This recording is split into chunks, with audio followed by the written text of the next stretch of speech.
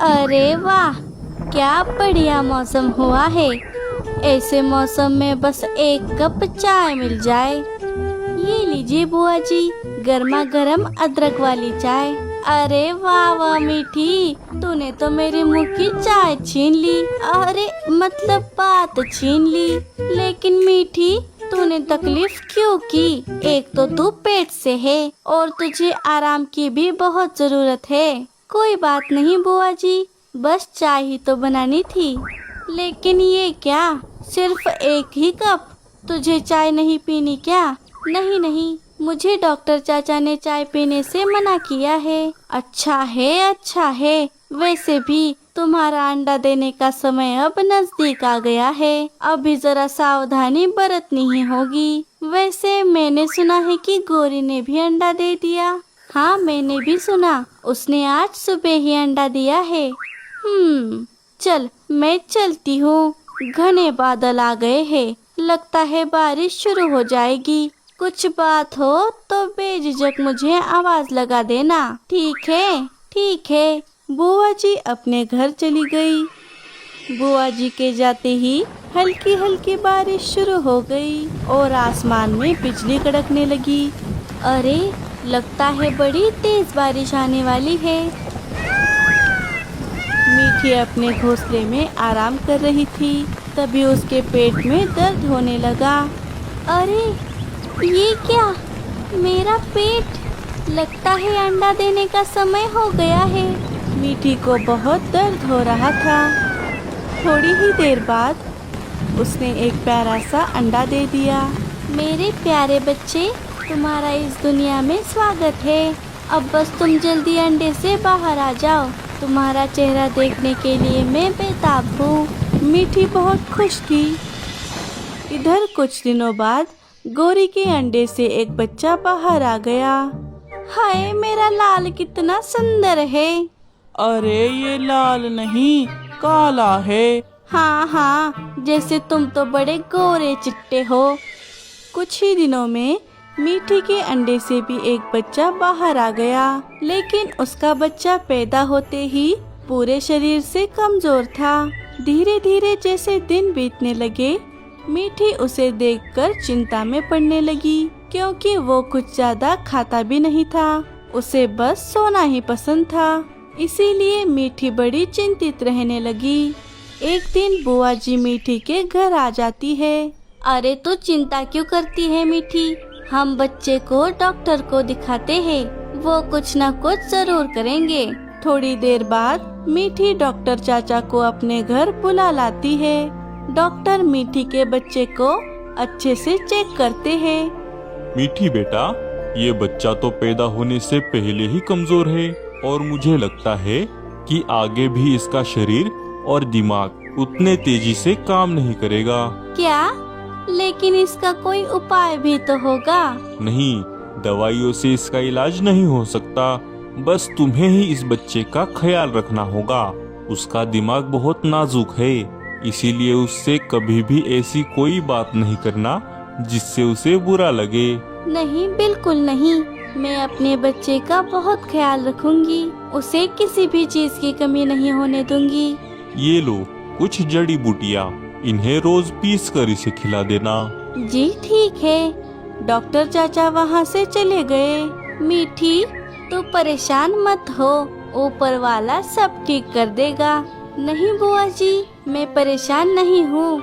अब मैं बस अपने प्यारे बच्चे के साथ समय बिताऊंगी, उसे कभी अकेला नहीं छोड़ूंगी। मीठी को अपने बच्चे की कोई परेशानी नहीं थी, लेकिन धीरे धीरे ये बात पूरे जंगल के पंछियों को पता चल गई कि मीठी का बच्चा दिमाग से कमजोर है। बाकी पंछी उसका मजाक उड़ाने लगे, इसीलिए मीठी उसे कहीं बाहर भी नहीं भेजा करती। सीनू घर में बैठे बैठे बाकी बच्चों को खेलते हुए देखता रहता। वो मीठी तो पागल है ही, तो उसका बच्चा भी तो पागल ही निकलेगा ना। पता नहीं क्या खाकर पैदा किया है। गौरी, ऐसे किसी के भी बच्चे को बुरा भला नहीं कहना चाहिए। हाँ, तुम तो चुप ही रहो। सुन जग्गू, उस बच्चे के साथ खेलने मत जाना, कहीं तू भी उसके जैसा बन गया तो। ठीक है मम्मी। हाँ हाँ, जैसे तुम्हारा बच्चा तो बड़ा साइंटिस्ट है। क्या क्या कहा तुमने? ओ कुछ नहीं। मीठी अपने घोंसले में आ जाती है, लेकिन सीनू घोंसले में नहीं था। मीठी पूरे घोंसले में उसे ढूंढती है, लेकिन वो उसे कहीं नहीं मिलता। सीनू सीनू, कहाँ हो तुम? अरे ये लड़का कहाँ चला गया? मेरी ही गलती है, मुझे उसे अकेला छोड़कर अनाज लाने नहीं जाना चाहिए था। मीठी सीनू को ढूंढने के लिए चली जाती है। सीनू पेड़ पर बैठकर बाकी बच्चों को खेलते हुए देख रहा था। वो उन बच्चों के पास चला जाता है। तुम ये क्या कर रहे हो? हम तो खेल रहे हैं, इतना भी नहीं समझते क्या? अरे बबलू, इससे बात मत कर। मेरी मम्मी ने इसके साथ खेलने और बात करने से सख्त मना किया है। कहीं इसके साथ खेलकर हम भी इसके जैसे ना बन जाए। तभी मीठी सीनू को ढूंढते ढूंढते वहाँ पर आ गई। अरे ये सीनू यहाँ पर क्या कर रहा है? वो पेड़ पर बैठकर सीनू को देखने लगी। इसकी माँ तो इसे कहीं अकेला छोड़ती ही नहीं। अरे हम तो स्कूल भी अकेले जाते हैं, तुम तो स्कूल भी नहीं जाते। हाँ, स्कूल जाएगा तो भी अपनी माँ को लेकर ही जाएगा। बच्चों की बातें सुनकर मीठी उनके पास आ जाती है। जग्गू, बबलू, ये तुम दोनों कैसी बातें कर रहे हो? सीनू तुम दोनों से छोटा है, उसके साथ मिलजुल कर रहने के बजाय तुम उसे बुरा भला कह रहे हो। चल बबलू, यहाँ से चलते हैं। दोनों वहाँ से भाग जाते हैं। सीनू, तुम मुझे बिना बताए बाहर क्यों आए? तुम्हें पता है मैं कितनी परेशान हो गई थी। मुझे घर में अकेला रहना अच्छा नहीं लग रहा था माँ। मुझे भी इन दोनों के साथ खेलना है। कोई बात नहीं, मैं हूँ ना, मैं खेलूंगी तुम्हारे साथ। चलो घर, मैंने तुम्हारे लिए तुम्हारे पसंद का फल लाया है। अच्छा, चलिए चलिए। मीठी और सीनू अपने घर वापस चले गए। हे ऊपर वाले, अब मैं सीनू को कैसे समझाऊं? इसका अकेलापन कैसे दूर करूं? हाँ, बुआ जी से पूछती हूँ, उनके पास कोई उपाय जरूर होगा। ये सोचकर मीठी बुआ जी के पास आ गई और उन्हें सारी परेशानी बता दी। उसकी बात भी तो सही है, ये गौरी का बेटा भी बिल्कुल गौरी जैसा है, किसी के भी साथ मिलजुल कर नहीं रहता। वैसे मेरे पास एक आइडिया है। अच्छा, जल्दी बताइए बुआ जी। देख, उसे अकेलापन इसीलिए लग रहा है क्योंकि उसके पास करने के लिए कुछ और है ही नहीं। तो तू उसे कुछ ऐसा काम दे दे जो उसे पसंद भी आए और वो उसे ही करता रहे, जिससे उसे बोर भी नहीं होगा और कहीं बाहर जाने का ख्याल भी नहीं आएगा। हाँ, ये तो मैंने सोचा ही नहीं। ये अच्छा आइडिया है, मैं कुछ ऐसा ही करती हूँ। शुक्रिया बुआ जी। लो, अब तो कब से शुक्रिया करने लगी। तू तो बस मुझे एक मीठी चाय पिला दे, मैं उसी में खुश हो जाऊंगी। मीठी अपने घर वापस आ गई। रात होने पर दोनों सो गए। तभी तेज हवाओं की वजह से उनके घोंसले की खिड़की टूट जाती है, जिससे ठंडी हवाएं घर में आने लगी। अरे ये क्या, ये खिड़की कैसे टूट गई? कहीं ठंड की वजह से सीनू उठ न जाए। हवा रोकने के लिए मीठी खिड़की पर कुछ पर्दे लगा देती है। चलो, फिलहाल के लिए तो हवा बंद हो गई है। अब कल सुबह सुबह मुझे इसकी मरम्मत करनी होगी। सुबह होते ही मीठी कुछ लकड़ियों से खिड़की की मरम्मत करने लगी। माँ, ये आप क्या कर रही है? अरे, वो हमारी खिड़की टूट गई है ना, वही ठीक कर रही हूँ। अच्छा, तो मैं भी आपकी मदद करता हूँ। नहीं नहीं, तुम रहने दो, मैं कर लूँगी। तभी मीठी के दिमाग में एक आइडिया आता है। अरे हाँ, मैं सीनू को घोंसला बनाने में व्यस्त करती हूँ। ये अच्छा उपाय है। सीनू, तुम्हें घोंसला बनाना पसंद है? हाँ माँ, मैंने आपको घोंसला बनाते हुए देखा है। मुझे घोंसला बनाना अच्छा लगता है। ठीक है फिर चलो, तुम हम दोनों के लिए एक घोंसला बनाओ। मैं तुम्हें एक अच्छा सा पेड़ दिखाती हूँ, तुम उस पर अपना घोंसला बनाना। ठीक है, मैं जरूर बनाऊंगा। मीठी सीनू को लेकर पासी के एक पेड़ पर चली आती है। ये देखो सीनू, यहाँ पर तुम अपना घोंसला आराम से बना सकते हो। ठीक है, क्या मैं इन केले के पत्तों का घोंसला बनाऊं? केले के पत्तों का? ठीक है, जैसा तुम्हें ठीक लगे। सीनू अपना घोंसला बनाने में लग गया। उसे घोंसला बनाने का पूरा ज्ञान नहीं था, लेकिन फिर भी जैसे जैसे उसकी समझ में आता वो वैसा वैसा करता गया। अरे ये क्या, तुम यहाँ अकेले? तुम्हारी माँ कहाँ है? कहीं तुम रास्ता तो नहीं भटक गए? और ये तुम क्या बना रहे हो? मैं इन पत्तों से अपना घोंसला बना रहा हूँ। क्या, केले के पत्तों का घोंसला? अच्छा है, बनाओ बनाओ।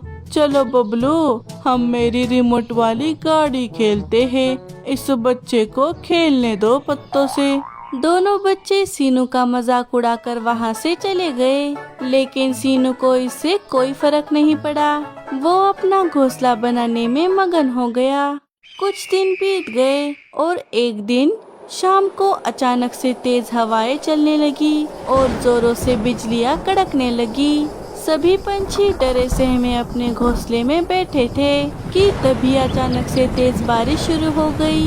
बारिश की बड़ी बड़ी बूंदों ने पंछियों के घोंसलों को नुकसान पहुंचा दिया, जिससे बारिश का पानी उनके घोंसले में आ गया।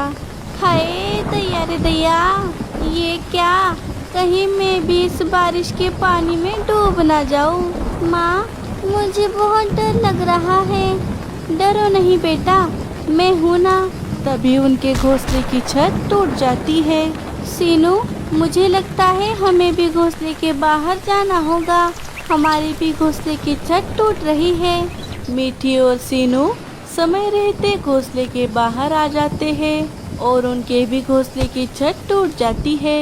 मीठी, मीठी, मेरी भी छत टूट गई है। अब हम क्या करेंगे? पता नहीं बुआ जी। माँ, मैंने बनाए पत्तों के घर में चलते हैं। हाँ हाँ, चल चल। क्या? लेकिन बुआ जी, वो घोंसला उतना पक्का नहीं है। अरे जैसा भी हो, सिर ढकने के लिए मिल गया तो बस है। चलो रे। तीनों पत्तों के घोंसले के पास आ गए। सीनू ने बनाया पत्तों का घोंसला देखकर मीठी और बुआ जी चौंक गई। सीनू, ये घोंसला तुमने बनाया है? हाँ, ये मैंने ही बनाया है। वाह वाह सीनू बेटा, तूने तो बड़ा कमाल कर दिया। देखा मीठी, मैं ना कहती थी हमारा सीनू बहुत होशियार है। हाँ बुआ जी, आज मेरी जिंदगी का सबसे खुशी का दिन है। अरे वो किसका घोंसला है जो इतनी बारिश से भी टस से मस नहीं हो रहा? चलो दोस्तों, हम उसी घोंसले में पनाह मांगते हैं। सभी घोंसले के पास आ गए। मीठी सभी को अपने घोंसले में ले लेती है। मीठी, तुमने ये घोंसला कब बनाया? हमें तो पता ही नहीं था।